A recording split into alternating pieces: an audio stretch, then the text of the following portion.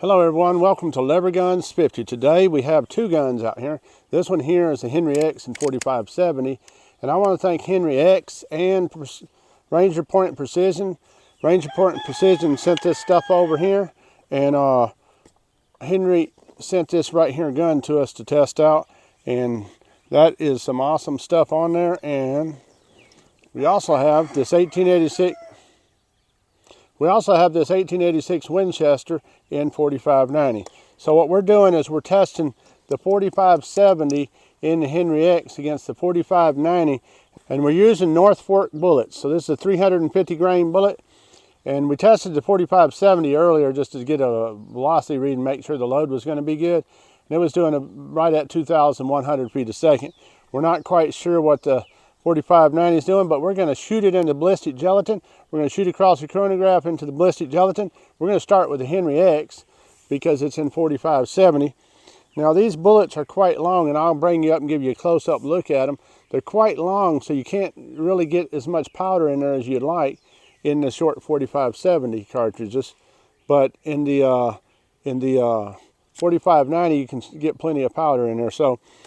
And plus the 1886 holds 50,000 PSI, while this in here is generally rated about 42 or something like that.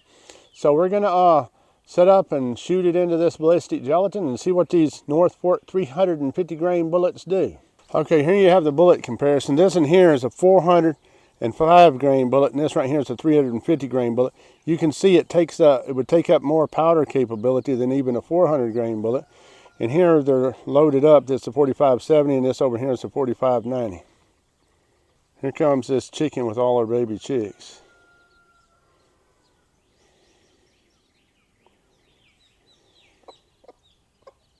The 4570 loaded up. Let's shoot it across the chronograph into the ballistic gelatin.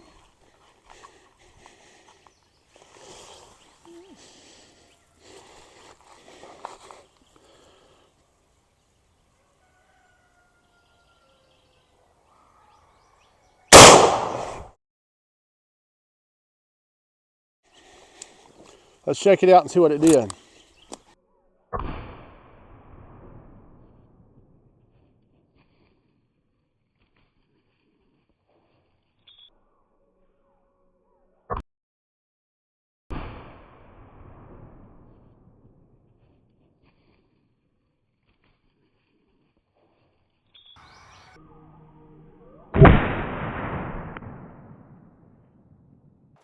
Look how far that 4590 went through there. It went from there all the way down, all the way to right near the end. See how big it expanded out too? Hopefully you can see that. We'll bring you in for a closer look at it later on. Look at the size of that bullet. Expanded out really good. And we're going to get this set back up, and then we're going to shoot the 4590 next. So stay tuned.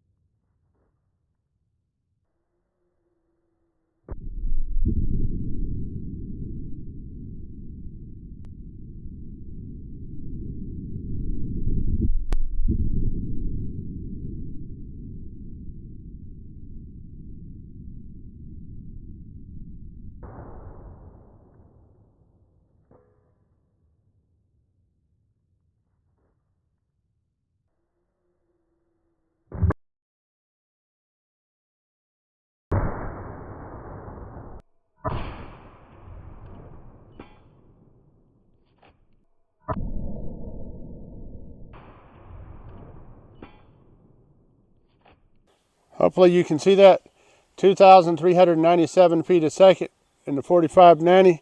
Here's the 4570 permanent cavity. Quite a bit smaller. Look at the size of that 4590. Okay, if we take a look at it, the 4570 went, let's put it on top.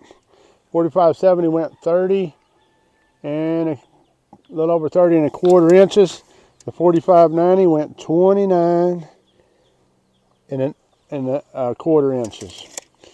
So the other 4590 went all the way through and exited out the top.